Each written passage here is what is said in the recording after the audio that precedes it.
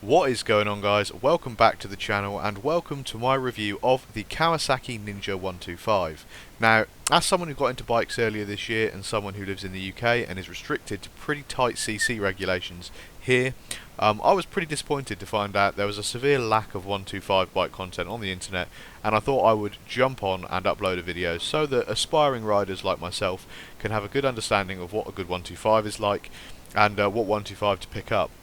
Now, of course, a quick disclaimer being I've only done my CBT and ridden on my 125 Ninja, so that means the only two bikes I've ridden are a CBF 125 from Honda and this Ninja 125, but being an avid car enthusiast, I feel like my experience with what brake feel feels like in a car, what a good handling car feels like, I can get a good idea of how to apply those principles to a motorcycle and try and give you a well-rounded review of what the Kawasaki Ninja 125 bike is like to ride.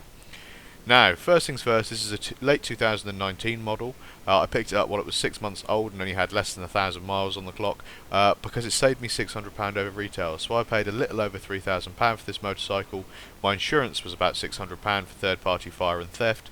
And obviously a full good set of leathers and good gear is going to run you just over £1,000 as well to make sure you're all fully kitted up. So hopping on a Ninja 125, including your CBT, is going to run you around the £5,000 mark here in England if you do it sensibly. And of course legally with your insurance and your required CBT certificate and your learner plates on the bike like I have. But without further ado, let's jump into the specs of this motorcycle. First things first, hence the name Ninja 125, it is a 125cc 4-stroke motorcycle.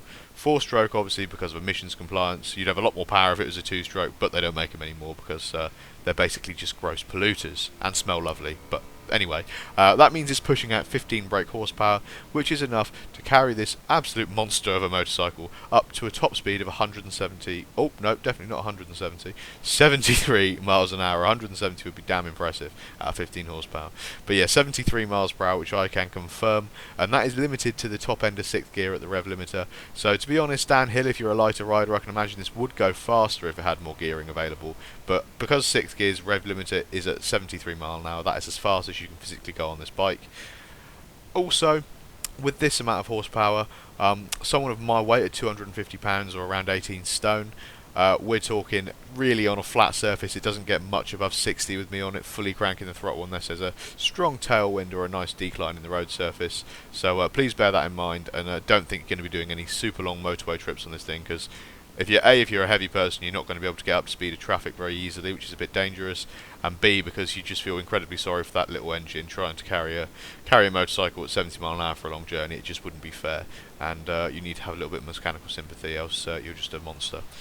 Anyway, yeah, 6-speed manual gearbox, so it means you shift with a standard shifting pattern, obviously first, neutral, second, third, fourth, fifth, sixth.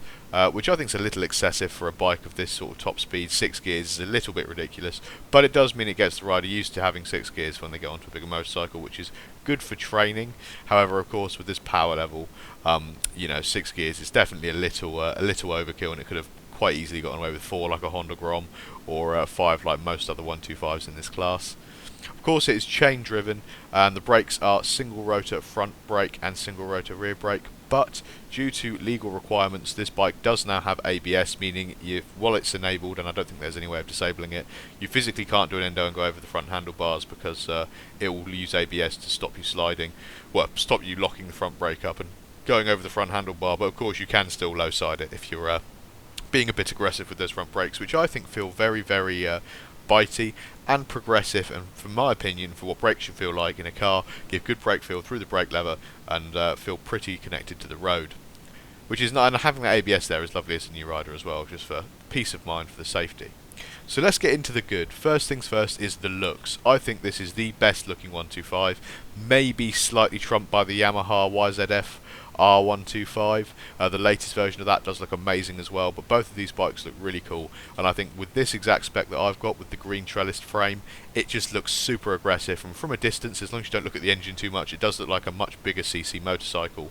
Because of its aggressive riding position, aggressive design, and that lovely green signature Kawasaki look, I think it's a fantastic looking bike. Of course, this is very subjective, but personally, gorgeous looking bike, really nice looking alloys, and just looks really aggressive, and dare I say Lamborghini-esque with all the angles and aggressive lines on it. I absolutely love it. Super aggressive looking, and definitely ticks all my boxes in the aesthetics department. So handling is another good aspect I've got to talk about. It is incredibly flickable. Of course, with the aggressive riding stance that you get with a sport bike, they tend to be very keen to lean in. Now this is the opposite of the CB125F that I rode for my CBT, the Honda. That was very sort of easy to turn in, quite a relaxed feel, and definitely not quite as flickable, but definitely more progressive and probably more approachable for a beginner rider. Where just note that with the Ninja 125, it is, because of its aggressive riding position, it is incredibly keen to flick in, but it does mean it feels like it handles very well. And especially as a heavier rider, I've got to say the suspension in the corners for me feels pretty compliant. I don't feel like I'm bottoming it out regularly, and I feel like it does hold a line very well. And I've got to say the handling, from what I experienced in contrast with that old Honda I rode, absolutely unbelievably good. A little bit too flickable maybe for some new riders that aren't really confident, because it is very reactive, but because of that I felt very connected to the road the whole time I'm driving it or riding it, and I absolutely love that. So in terms of build quality, all of it feels relatively well built. You can tell obviously it's a mass production motorcycle, so they've cut corners here and there to save money on things like the thickness on the metal and the foot pegs. Definitely an issue if you're a fat dude like me, so don't stand on the pegs too much because they won't like that. They're definitely a little flimsy for my liking, but overall in terms of build quality I'd say it feels very well put together, and relatively easy to sort of work on. Take the seats off it, get behind the lights and stuff. Build quality and panel fitment feels very good, and is pretty signature of a decent Japanese motorcycle from the Big Four. Really nice build quality, but still clearly built to a budget. In terms of running costs and maintenance, I've told you my insurance was $600 for the year, third party fire and theft. However, the fuel, it literally doesn't use any fuel at all. I can go like for a day out on this thing for like a fiver in juice, which is the polar opposite to the GTR, because a day out in that's like £100 in juice. So it's the polar opposite to the GTR in terms of fuel consumption. However, of course, you don't want to go quite as far on this bike, but really inexpensive to run, maintain, and in general, it's just a really cheap way of getting around if you don't want to jump onto a four-wheel vehicle. Again, positive gear back from the gear changes. That's another thing I've got to mention. In terms of the first through six gear changes, in general, every time you shift a gear, you get a nice positive click feel through the lever itself, and it's pretty audible as well. So you understand and can feel when you've successfully shifted gears, which is nice and tactile and reassuring as a new rider, because the gearbox in general does feel very good.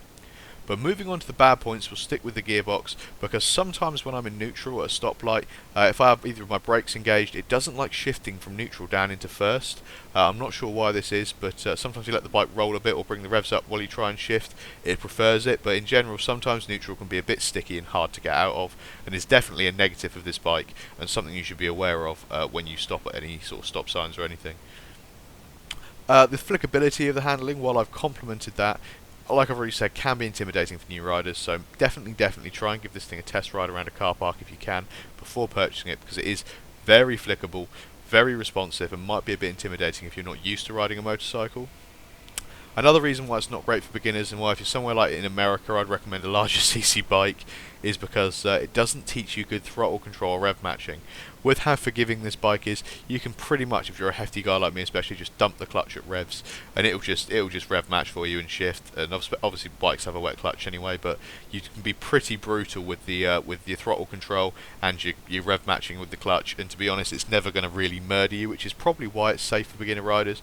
But I don't want anyone on this bike for a long time getting into bad habits, then dumping the clutch on their 600 when they move from their 125, because it's going to be a completely different experience, and you will not stay on the bike in the same way you would on this. So it's good for practicing your rev matching, but it's a little too forgiving to teach you any discipline with your throttle hand, and you definitely need to be aware of that when you start moving on to larger motorcycles.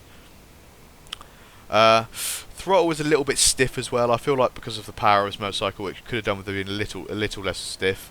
But that's probably good, because it means it's going to last a long time in terms of the resistance. And I do feel like there's a little bit too much throttle travel, considering the fact that the bike is, it's so little power. You don't need quite as much granular control on the throttle. It's a little bit much, and can make your forearm a little bit tired. But again, that's a minor gripe, and something that, to be honest, you will get used to within a few minutes of riding it. Overall, I'd say this is a fantastic little 125, and if you're starting out with your A1 license or learner's permit over the age of 17 or 19 or whatever it is, if you're starting out on a bike, The any 125 is great, and I think the Ninja 125 is definitely one of the best looking bikes in its class.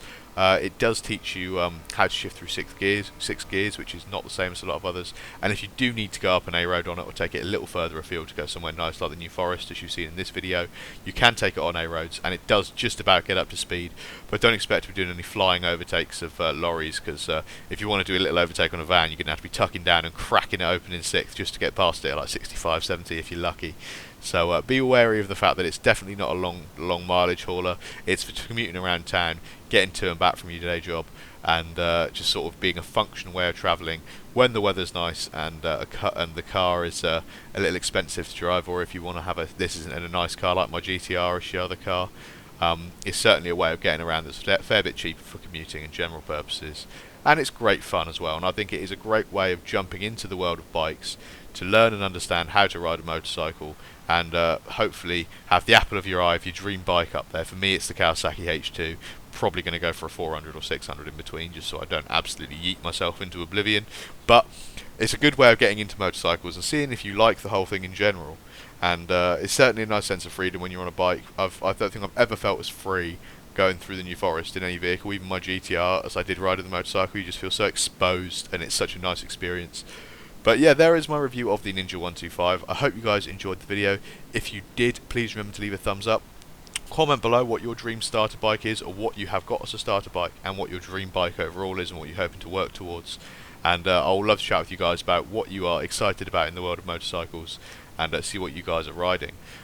If you want to check out my content on GTRs, please look at my YouTube channel, subscribe and hit the notification bell to stay up to date with all of my latest content, so I've got a lot of cool stuff in the works, like reaction videos to my 700 horsepower GTR launches, which is hilarious. And I'll see you guys very soon with more awesome content. Take it easy, and peace out.